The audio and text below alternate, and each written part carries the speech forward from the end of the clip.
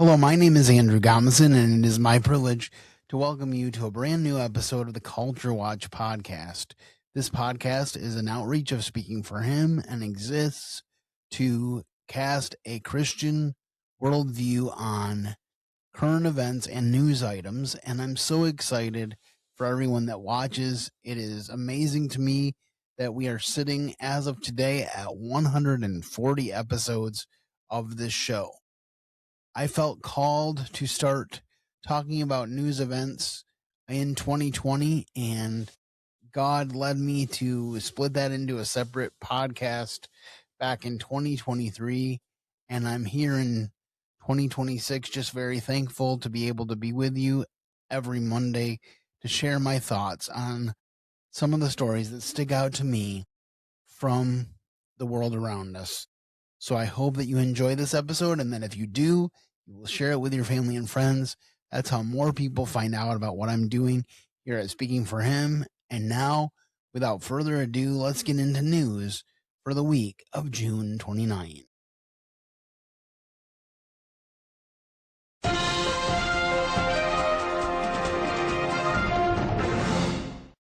So today I want to start in the Peach State, Georgia, where a dad has taken it upon himself to teach men how to be the leaders of the next generation.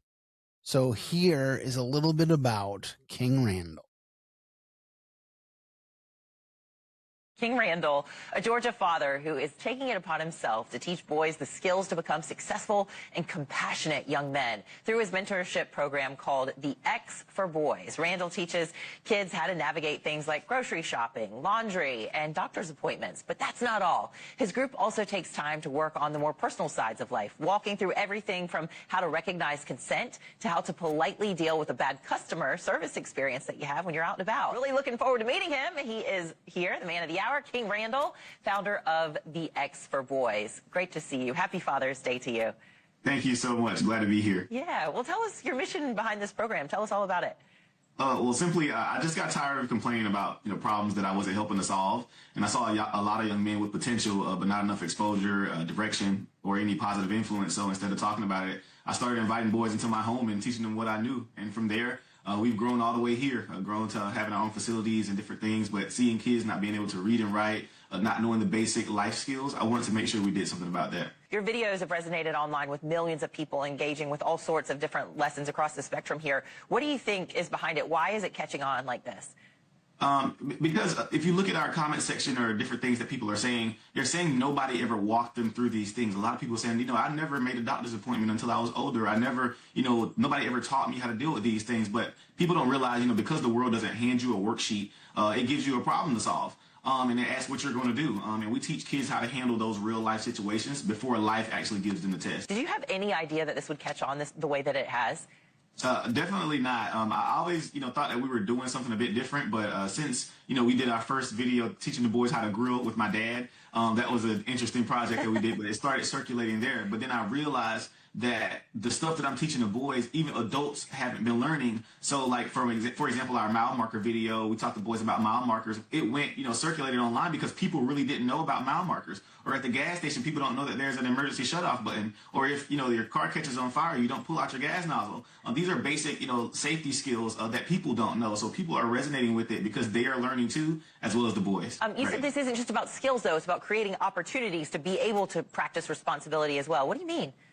Everything is built through repetition. We don't just tell kids what to do. We put them in situations where they actually have to do it. And so confidence is built, not through information, but it's built through repetition. And that's just like throwing a baseball, swinging a bat. You have to do it over and over again in order to actually get it. So we could tell the boys to be confident. We could tell them to shake hands. We could tell them to do all these things and keep your bearing and have the right attitude. But until we put them into situations where they have to act it out, and not just act it out, but be that person, have it a part of your character, this is why we continue doing what we do. We have to put them into situations. In the Marine Corps, we call it prac-app. It's practical application. That's the only way you're going to learn. Well, as your kids get bigger, they're going to look back at these videos and go, man, my dad was really cool. I really appreciate King Randall and what he's trying to do here, because I feel like so many times when we have an improvement program for kids, it's focused on both genders. And we've done so much lately of saying that both genders are equal, and that means that women can do whatever a man can do. We don't emphasize enough the differences that God created us with. I know I've said this before on this podcast and on the regular Speaking for Him podcast, and I'll probably say it again because it's so important. The irony about you can do anything that you want to do and you can do anything that the boys can do is that if I were to flip that around and say I can do anything that the women can do, you would say that I was nuts, and rightfully so. I will never be able to give birth to a child or feed that child with my body. That is something that only women can do. And as nurturing of a guy as I feel like I am, and I do think that I have a nurturing quality about me, I will never be able to nurture a young child the way his mother or even another woman that isn't his mother will be able to. So one thing that I really like about this program, and there's another one that I profiled a while back. I think it's called To Be a Gentleman or something like that, where the emphasis is on teaching boys to be boys in a society that wants an amalgamation and doesn't want genders to matter, doesn't want male and female to matter, even though that's what God created. God knew what he was doing when he created us male and female, and he had a purpose in it. And so I like the fact that King Randall is saying to the boys, if you have a question in your future life about what to get from your shopping list, for instance, don't be afraid to call your wife and ask what that is rather than just getting the wrong thing. That seems like a humorous thing, but I really like the attention to detail that he has. And he's talked about putting kids in real life situations. He's talked to them about how to behave in restaurants, how to tell your server if there's something you're not pleased with. And he has really gotten the cooperation of people around to help these kids have real life experiences. And I think that is a great thing. I think we need more of this. And I hope that people will see the value in it and support this man when they can. I definitely think that it's important to highlight people like King Randall who are making a real bona fide difference in society. You know, God said to us, let all things be done decently and in order. And one of the big ways we can do that is to respect the way God made men and women and to be not just accepting of it, but also to rejoice in it. Because God gave us strengths and abilities that he didn't give other people. Even within our gender, we need to do better at accepting who God made us to be and not looking at someone else's skills. The body of Christ is composed of so many different people with different skill sets, and they are all needed to complete the work that God has for us to do. Now, I'm not sure if King Randall is a Christian. However, it certainly appears by the way that he conducts himself and the way that he finds it so important to teach men to be men that he may very well be. And I just wanted to share that story with you because I thought it was very encouraging. I think for those of us who have children at home who are fathers, I think it falls upon us to make sure that we are teaching our children correctly. And for those of us like myself who are not yet married or having children, we can still impart wisdom to other children, much as King Randall has. I know when I spent time in discipleship at Potter's house, one of my big goals was just to encourage the young men there to be gentlemen and to impress upon them that they didn't have to wait until they attained a certain age to strive for that. That was something that they could embrace now as even fourth and fifth graders and on into middle school. because the young man that you learn to be will be the older man that you become, because you really set things in motion for the person you're going to be. I heard one place, and I'm not sure exactly how accurate this is, but it made sense to me that a lot of your core beliefs and the way you live your life are set by the time you turn 12.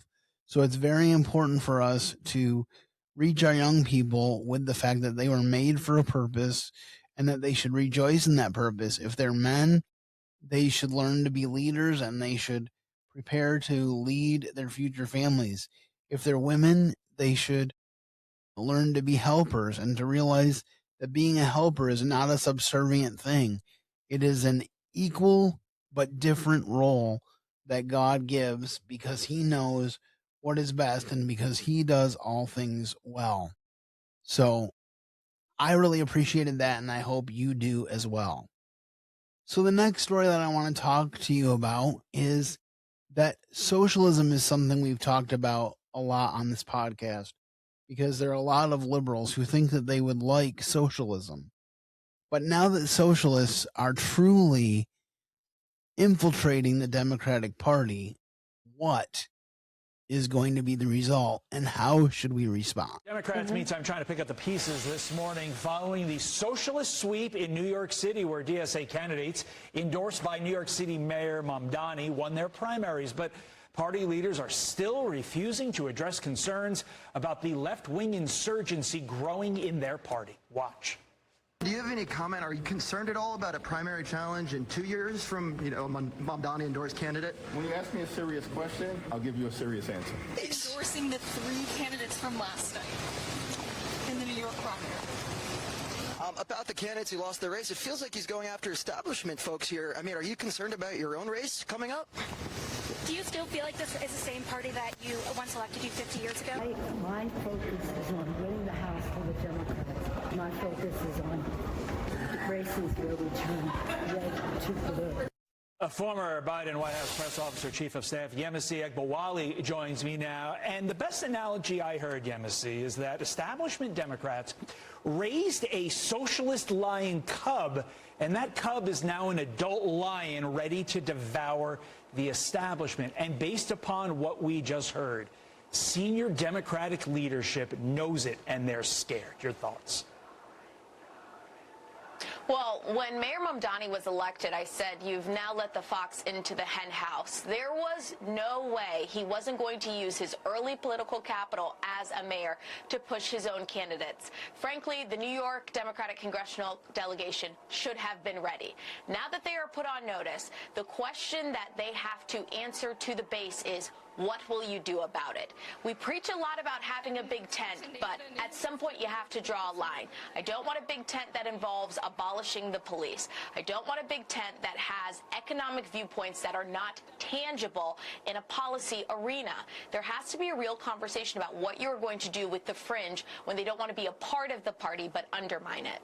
See, it's like you wrote the Wall Street Journal editorial board article on this. Quote, another reason for the socialist rise is that mainstream liberals put up so little resistance. The defeated Democrats in New York refused to make principled arguments against socialism or the anti-Semitism of the Mamdani left. After Tuesday, they may offer even less resistance. They will face more socialist challengers across the country, and history says they will try to survive by accommodating the left's ideas. And I think you well know America is really built to function with two parties relatively close to the middle. And I like this example. Republicans say rich people should only be taxed at 30%. Democrats say it should be 40. They settle on 35. We go about our merry way. Isn't it time for the Democrats, the establishment Democrats, to start focusing on preserving the American way of life and fight back against candidates that could not only win elections, but could destroy our country by making it something that we are not, which is a communist socialist utopia?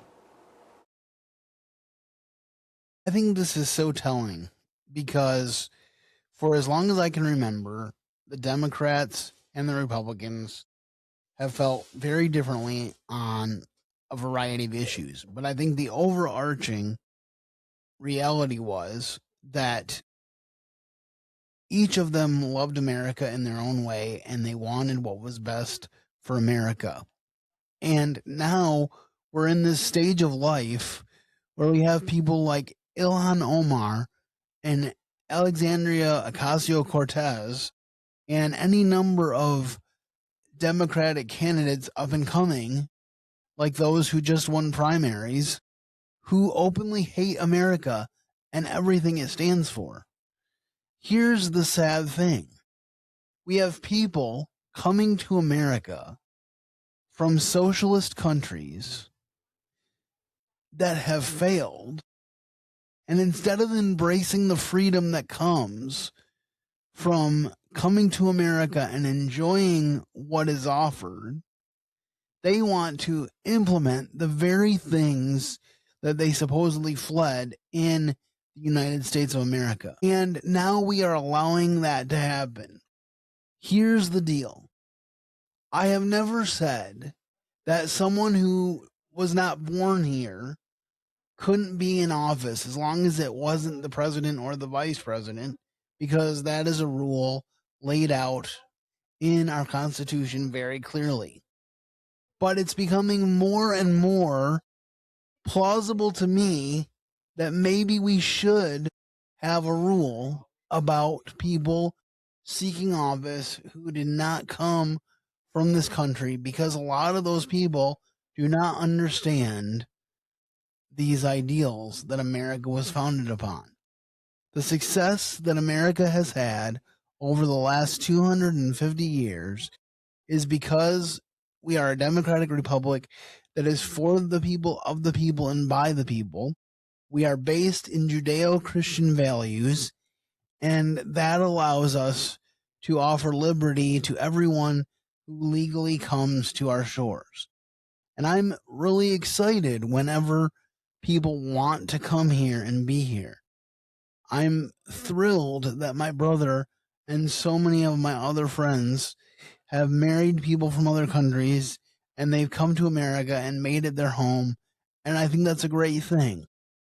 But we have come a long way from that. And during the Biden administration, we allowed a lot of people into this country who really have no intention of becoming citizens.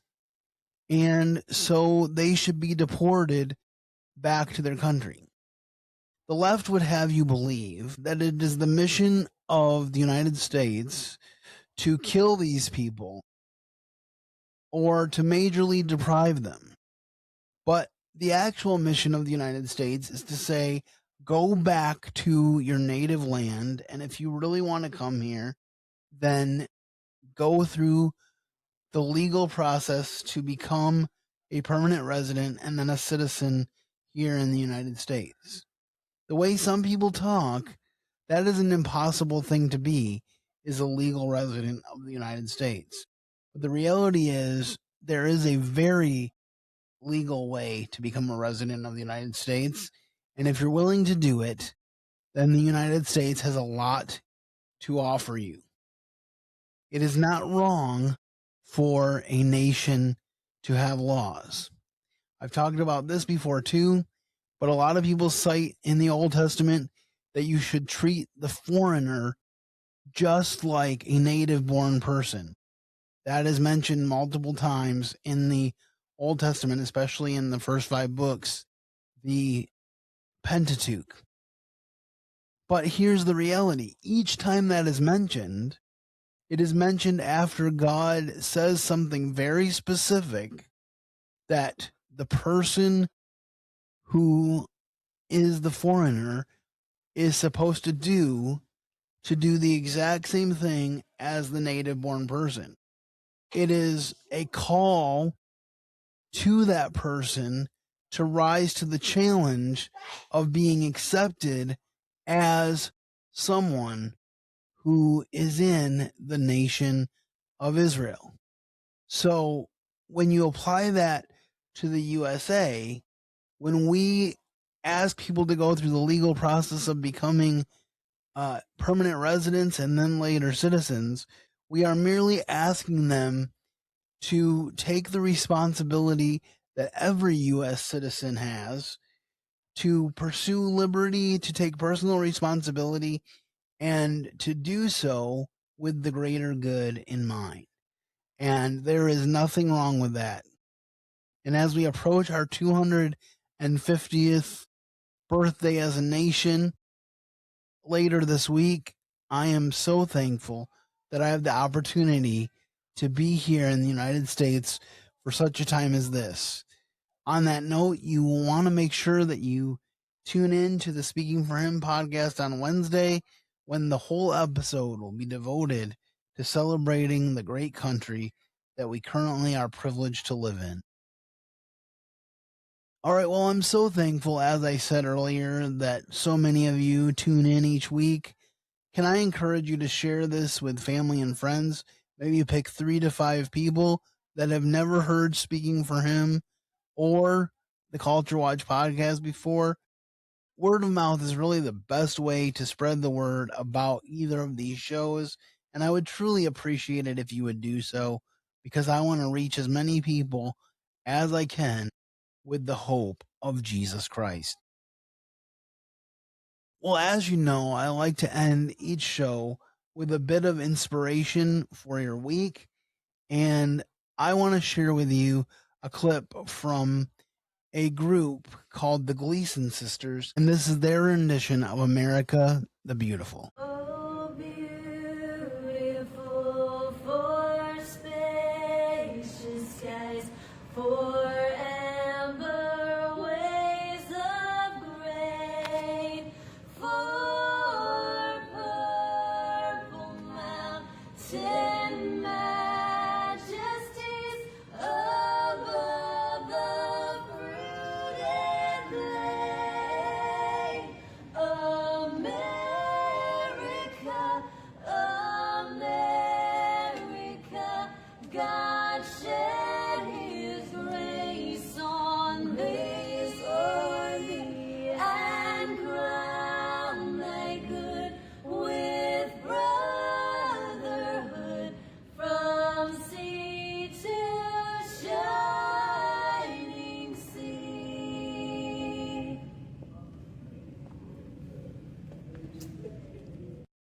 And that was the Gleason Sisters with America the Beautiful.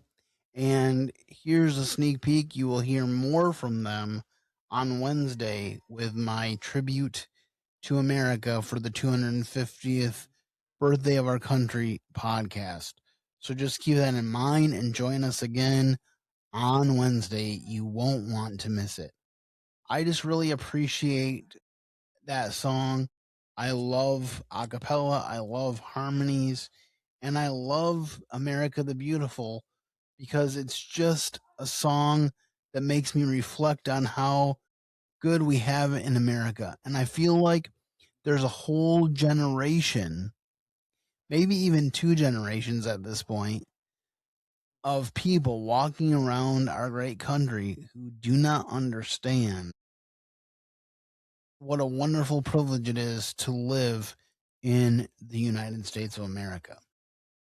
It's always ironic to me when we talk about this because so many people say they hate America, they say that it's awful, but then if you ask them, where's the place that you want to go that you think is so much better, they do not know how to answer that question. There is no country that I know of, and if you can think of one, please share it with me, but I doubt you'll find one that just allows you to come to their country and stay there indefinitely without going through some sort of residency process. And for many countries, if you sneak across the border, you get thrown in jail. That is a reality that many countries have. And here in the U.S., we are simply saying that if you are here illegally, you should deport and come back the right way. I realize there are some precarious situations, and I think the best thing you can do, if there's someone in your life that you want to be able to be here is to help them, walk with them step by step through the process of becoming a resident. Because I can testify from the experience that my brother and sister-in-law had that it's not an easy process, but it is a process that is worth it. And I think you'll be greatly benefited by helping others to achieve the dream that they have of being in this country. But another aspect that we must realize is that America is great because America has the values that it does. There is no point in coming to America if you want to change America into the socialist nation that you just left. America is a unique democratic republic, as I said, built on Judeo-Christian values. And the foundation of that is that if you want to have a firm moral standing upon which to live your life and upon which to embrace American liberty, one of the best ways you can do that is to place your faith and trust in Jesus Christ. Because Jesus said, I am the way, the truth, and the life. No one comes to the Father except through me. He is the truth. The truth is not relative. The truth is not dependent on how you are feeling that day. The truth doesn't change with the times. The truth is Jesus Christ, and he is the same yesterday, today, and forever. So I hope that this episode has given you lots to think about. As I said, please share it with your family and friends. I would truly appreciate it. You can also share your comments, questions, and concerns with the contact information that will roll at the end of the show. And with that being said, have a great week and keep serving the best of masters.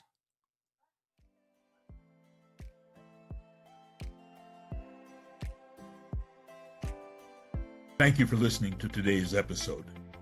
Your host has been Andrew Gomison, founder of Speaking for Him. For information on today's show and to leave us comments and voicemails, please visit Speaking for Him. That is speaking numeral for him.blogspot.com. You can find Andrew's ministry at speakingforhim.com. That's speaking the number 4 HIM.com. And when you look for us on Apple Podcasts, Spotify, or all other major podcast platforms, let us know what you think of the podcast by leaving a rating and a review. Intro music for this podcast is provided by Audio Kraken. Transition music is provided by Superstate. Both of these tracks are available free of charge from pond5.com, pond5.com.